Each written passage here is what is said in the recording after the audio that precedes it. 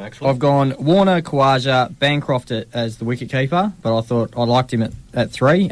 Smith, Hanscombe, Cartwright, Stark, and I brought Many in. I thought Many's done really well in the Shield. He's taken a fair few wickets, and he's actually knocked up a few runs as well. Cummins, Hazelwood, and Lyon.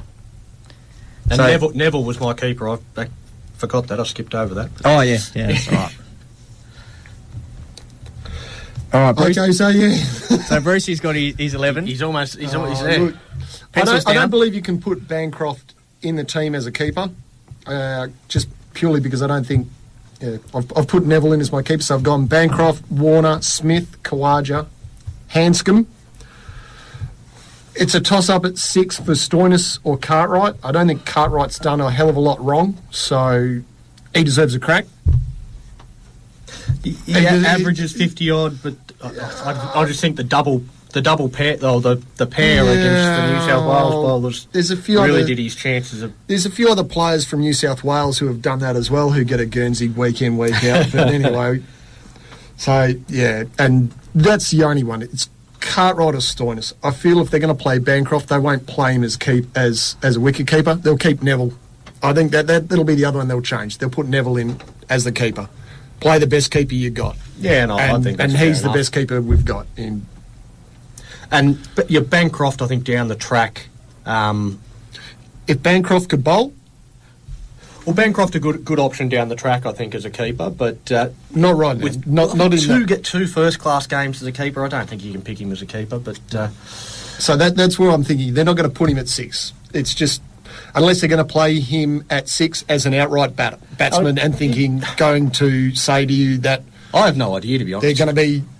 If that firepower can't get it done, do we need anyone else? Wasn't there one of the tests over in India where they gave Hanscombe the gloves or something? And if you're going to give him the gloves in India, then why not give Bancroft the gloves in Australia? It's not a lot easier to keep here than it is over there. But, yeah...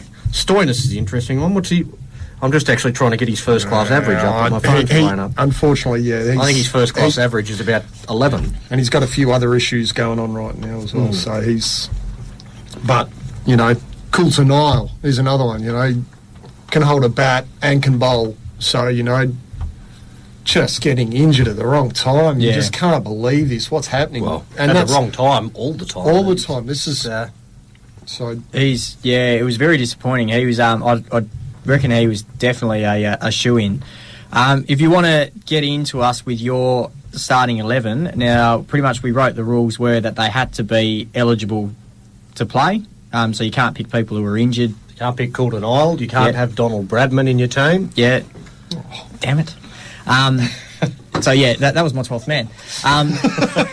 Yeah, so your starting 11 has to basically be eligible to play. So send us in your thoughts on at the Sheds 885 on Twitter or on Facebook, and we'll be happy to read out your selected 11. Just a quick one on Gary Lyon, the bit of not controversy, but a funny story from Nathan Lyon. From Nathan Lyon at the at the game today where he's burnt his toast and caused a smoke alarm to go off and the fireys to get called out. So delayed the start of the Shield game today because he burnt his toast. That's fantastic. Good job, Gary. Yeah, good one, Gary. Gary. Love you, Gary. And he's not only that. Apparently, Steve Smith has already come out and laughing his head off when he said it, but that they will cover the cost for the fireys because they felt bad that it was them that caused it. It was toast. Yeah, it was toast that's caused it. So apparently, Lyon had to announce that Smith had already said that they'll pay for it because Smith was laughing too much to be able to tell the media that they were going to pay for it. Can I just ask a quick question? Everyone's lineup, have we? So we've all got Kawaja in. Yep. And we've all punted Renshaw. Yeah, Renshaw's gone. I think so. I think. Okay. I'll just double check. We had the thing just as we were coming in that Renshaw got out in the nets up in Queensland and had basically a 40-minute throwdown session with a test lineup at him. Yeah. Hey, look, this is what we want. This is what we reckon is the best. But I've got a funny feeling the selectors. I think they'll go with. I think you're right. They're going to. Well, at the end of the day, Renshaw has he's in horrible form. He started the summer terribly. He's got long-term form, but yeah, he's just... he hasn't done anything wrong for Australia. No, just he hasn't done else. anything wrong in the Australian team to deserve to be dropped, but you couldn't pick him on what he's done to start the Shield season. No, they're going to pick players on form, which is what they've said they'll do. You can't pick him. He stinks. It'll definitely be back in the controversy corner next week. Yeah, we'll burn for either that or the blowtorch, one of the two. We'll burn them both. It'll probably, actually, to be honest, it'll probably be both. We'll move on to the second topic of the controversy corner. Now, Donnie, this was one that you brought up, and it's in regards to the differences in women's sport. Yeah, I think on this show, it's easy to get the impression that it's a big chauvinistic thing that's all blokes on the show. We've never had a female guest, all this sort of stuff. But we're big supporters of female sport, and I'm a massive supporter of female sport. I think it's got the ability to be on the same stage as all the men's sports. But the organisers, the people that put it together, don't seem to be of the same opinion. So we've got the Women's Ashes on at the moment, which has been a fantastic contest. It's been great to watch. They played a test match, Australia against England, for the Ashes. Why was it over 4 days? A test match is over 5 days. Why is the women's game treated differently to the men's game? If that game's over 5 days, it would have been so much more interesting. Yeah, we would have had a result. You may have got a result. But even if you didn't, it would have really got pretty tense because England were 2 down. They may have been able to bat out the day on the 5th day. You'll never know. But it would have been a fantastic 5th day to watch. As it was, the 4th day was boring to watch because you knew you were never going to get a result. And it's not just cricket. They do it across a lot of sports. So tennis is 4. Yeah, I think the Australian Open's done a very good thing as far as they've matched the prize money. They've basically said, but they play 3 sets instead of 5. And tell me all the best tennis matches you have ever watched. Tell me one where it wasn't a player coming from 2 sets to love down. Never watched tennis, mate. It's not a sport.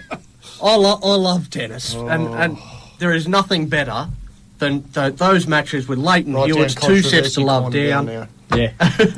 2 sets to love down, and he comes back to winning 5. I mean, they're some of the greatest moments in Australian sporting folklore. And the women don't get that opportunity. Then you can't 2 sets to love down, the game's over. You can't tell me that the Williams sisters couldn't play an extra few sets. Like, they are phenomenal athletes. And I guarantee you ask any of the cricketers, they would have loved to have played a 5th day. You ask any of the tennis players, they'd love to play 5 sets in a Grand Slam. The AFL women's, they would love to play 20-minute quarters, yeah. But the organisers, for some reason, think that women are incapable of doing this. Why? Well, it's like they reckon that they didn't want to introduce the 9-point rule for the AFLW because they said that they didn't think any of the women would kick one from outside 50. And it was like the first game they kicked one from outside 50. You just like... do you even watch your own competition before you start it? Like, surely you're going to the games that these girls are playing, because it wasn't like they just brought together a heap of people and said, all right, you guys go start a team. They actually have drafted these girls from the state level. Surely you would have watched some of those games and seen that these girls are capable of doing that. Yep. It was something that was floated about because they're going, it's an 8-game comp or a 9-game comp, whatever it was. Let's make a 9-point goals outside 50. Oh no, that's stupid. They'll never kick it. Well, they kicked it in the first one. I think there was at least 6 or 7 that they kicked 9-pointers. More than capable of doing it. Yeah. I think that comes back to the one thing that is that it's got to come across all levels of management. Yeah, and that's corporate world that we see and stuff like that we operate in, and that's. Out of our pay grade. You got to be in your master of your own destiny. You want to change it, you can't change it on the court. You got to change it in the boardroom. So, give women the opportunity, and I think that they will give us just as good as what we see the men do. Well, pretty much since this program has started, I've found that we probably talk up the women's sport more than anything because the women give us something to talk about. I mean, Midland Guildford is pretty much undefeated on the women's side. Sam They're Kerr is absolutely smashing it. Sam Kerr is our 88.5 zone. Yeah, that's it. The Rabbitohs with their inaugural side, the Ellenbrook Eels and the Valley. You know, we're trying to get a bit of a derby going there. You know, all the women's sport they're giving us stuff to talk about, which is great for us because we talk on a radio program about sport. So, something needs to happen as far as we need to take off the blindfold and realise that they are capable of doing the same thing. Get it going.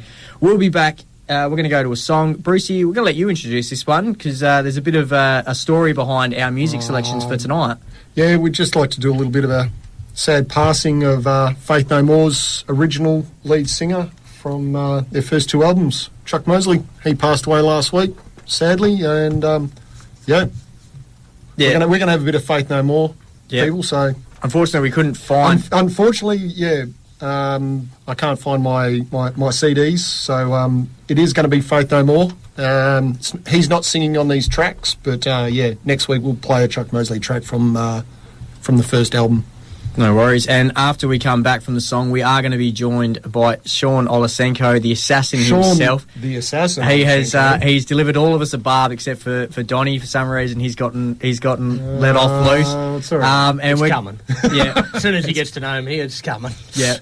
But not only that, Sean, for those that don't know, for our listeners, is also an inaugural member of the Ellenbrook Eels. He's played in the first 3 grand finals, including the drawn 2004 grand final. He's a big part of the Ellenbrook Eels as far as that goes. So we'll have a chat to him about that. We're going to have a chat about who's in his crosshairs for the next few weeks, and we're probably even going to have a segment for him each week where he delivers a couple of barbs that we thought we'd let him aim the barbs at other people instead of us. He can introduce his own program. Yeah, that's it. It's all right. So we'll be back after this. On VCA 885 FM, where the Valley comes alive, this is In the Sheds. If you've got something to say about the show or something happening in your community, contact us via Facebook. Back soon.